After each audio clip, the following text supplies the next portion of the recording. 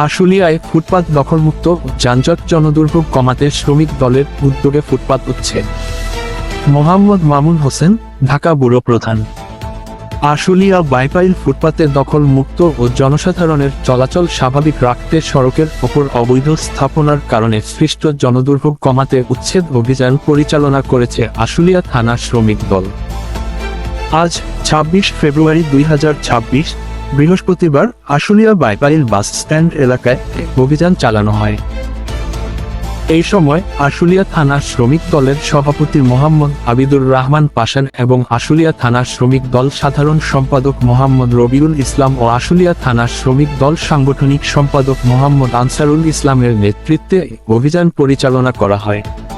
এর সময় সড়ক ও ফুটপাত দখল করে রাখা বিভিন্ন অবৈধ স্থাপনা অপসারণ করা হয় এবং যান চলাচল স্বাভাবিক রাখতে আইনগত ব্যবস্থা নেওয়া হয়।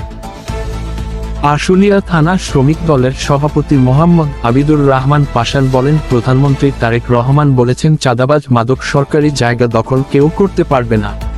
তিনি আরও বলেন, ঢাকা ১৯ আসনের এমপি ডাক্তার দেওয়ান মোহাম্মদ সালাউদ্দিন বাবুর নির্দেশ চাঁদাবাজ মাদক সরকারি জায়গা দখলদেরকে প্রতিহত করতে হবে। এছাড়াও অভিযানকালে পবিত্র রমজান মাস উপলক্ষে নির্ধারিত দামে নিত্য প্রয়োজনীয় পণ্য বিক্রির বিষয়ে ব্যবসায়ী ও ক্রেতাদের সচেতন করা হয়। অতিরিক্ত মূল্য আদায় না করতে ব্যবসায়ীদের সতর্ক করা হয়। এবং চাঁদাবাজ এবং মাদক অভিযান অব্যাহত আছে, চলমান, এবং যে পর্যন্ত এই ফুটেজ বা চাঁদাবাজ মাদক মুক্ত না হবে সে পর্যন্ত আমাদের এই বাইপাইল স্ট্যান্ড বা আশেপাশে আরও যে পাশে যতগুলা সরকারি হোটেল হায়ের জমি করে দখলবাজরা আছে, এবং এই অভিযান যে পর্যন্ত আমাদের শেষ না হবে সে পর্যন্ত আমরা ইনশাল্লাহ আশুলিয়া থানা শ্রমিক দল এই অভিযান অব্যাহত থাকবে। আপনারা যে অভিযান পরিচালনা করতেছেন, পুলিশ প্রশাসন অথবা অন্য কোনো আইন শৃঙ্খলা প্রশাসনকে সঙ্গে নিয়ে সমন্বয় করে করতেছেন কিনা, নাকি এককভাবে করতেছেন? এটা ইতিমধ্যে আপনারা জানেন, আমাদের চেয়ারম্যান তারেক রহমান তার আস্থাভাজন সাভার আশুলিয়া গণমানুষের নেতা ডাক্তার দেওয়ান মোহাম্মদ সালাউদ্দিন বাবু ভাই, তিনি নির্বাচনী ইশতেহার আগে কিন্তু অনেক বক্তব্য দেখছেন। ১০০ দিনের কর্মসূচি, মাদক, চাঁদাবাজ এবং যানজটের জন্য এই ফুটপাত দখলমুক্ত, এটা কিন্তু উনি নির্বাচনের আগেই উনি বলছেন। এবং ১২ই ফেব্রুয়ারি নির্বাচনের পরে থেকে আমাদের কার্যক্রম আশুলিয়া থানা এবং তার নেতৃত্বে আমরা এই অব্যাহত চলমান রাখছি এবং থাকবো। এবং আইন শৃঙ্খলা বাহিনীর কথা বলছেন, হ্যাঁ, তারাও আমাদের নলেজে দেওয়া আছে এবং মিডিয়া যারা আছে তাদেরকেও নলেজে দেওয়া আছে, বা তাদেরকে নিয়ে আমরা এই সহযোগিতা। আপনারা এই কার্যক্রম পরিচালনার ক্ষেত্রে কোনো রকম কোনো বাধার সম্মুখীন হচ্ছেন? হ্যাঁ, বাধা তো অবশ্যই আসবে, কারণ দুষ্ট লোক তো থাকবেই, এটা আপনারাও জানেন। ভালো কাজ করতে গেলে একটু বাধাগ্রস্ত হইতেই হবে। আমরা যারা বাধা করতে চায় তাদেরকে বুঝাইয়া বলতেছি যে ভাই, এটা করা যাবে না, সরকারি দখলমুক্ত জায়গা ছেড়ে দিতে হবে এবং চাঁদাবাজ মুক্ত থাকতে হবে এবং মাদক বিরোধী মনে করি এটা আমাদের থাকতে হবে। যারা স্ট্যান্ডের আশেপাশে মাদক খান এরাও এখানে থাকতে পারবেন না, এটা আমাদের। আরেকটা প্রশ্ন, এই নবীনগর থেকে এই যে মহাসড়কটা চন্দ্রা ইপিজেড হয়ে চলে গেছে, এই মহাসড়কের বিভিন্ন জায়গায় ফাঁকা জায়গায় যে জায়গাগুলো আছে সেখানে গাড়িগুলো রাখা হয়, বিভিন্ন ধরনের পরিবহনগুলো রাখা হয়। পরিবহন রাখার কারণে যানজটের সৃষ্টি হয়। এইটা নিয়ে আপনাদের কোনো কার্যকর ভূমিকা আমরা দেখতে পাবো কিনা? হ্যাঁ, অবশ্যই। এটা যেটা বলছেন হায়ের জমি, এটা পাকা রাস্তার বাইরে যদি গভর্নমেন্টের কোনো বা মালিকানা জমি যদি খালি থাকে, পরিবহন পার্কিং করতে পারবে, কিন্তু রাস্তাঘাট বন্ধ করে মানুষের হয়রানিমূলক যানজট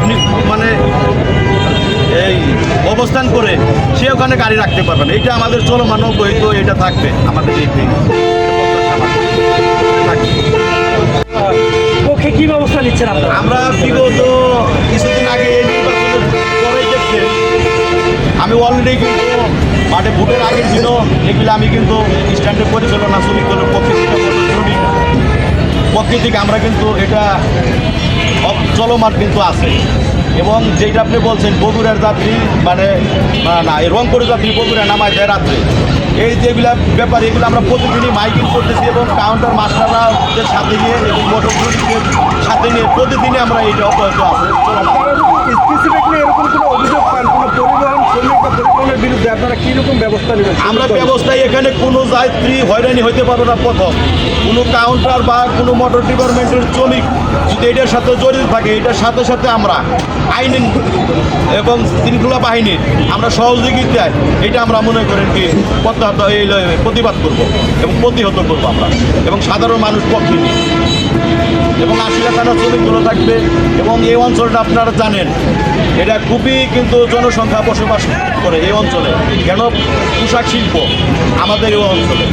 এই কারণে বিভিন্ন সময় টুকটাক দুই একটা দুর্ঘটনা ঘটতেই পারে। এখন আমরা তো চলমান কার্যক্রমে ভাই আছি আপনাদের পাশে, তারপর আপনাদেরও মিডিয়ার হেল্প নিতেছি, আইন শৃঙ্খলা বাহিনী যারা আছে তাদেরকেও হেল্প নিতেছি, মোটর ডিপার্টমেন্টে যারা আছে তাদেরকেও শ্রমিকদের হেল্প নিতেছি, যারা কাউন্টার মাস্টার আছে তাদেরকেও আমরা হেল্প নিতেছি। আশিলা থানা শ্রমিক সম্মিলিতভাবে কাঁধে কাঁধ মিলে এই অপকর্ম থেকে আমরা যাতে সাধারণ মানুষকে রেহাই দিতে পারি, নিরাপদ দিতে পারি, এটাই আমাদের প্রত্যাশা। এবং এখান থেকে যারা দূরপাল্লার যাত্রী আছে একদম নিরাপত্তায় যাতে বিভিন্ন ডিস্ট্রিক্টে যারা যাইতে পারে, এটাই আমাদের প্রত্যাশা থাকবে। এই কার্যক্রম চলমান থাকবে যে পর্যন্ত এটা শেষ না হবে, এবং আশিলা থানা আছে থাকবে।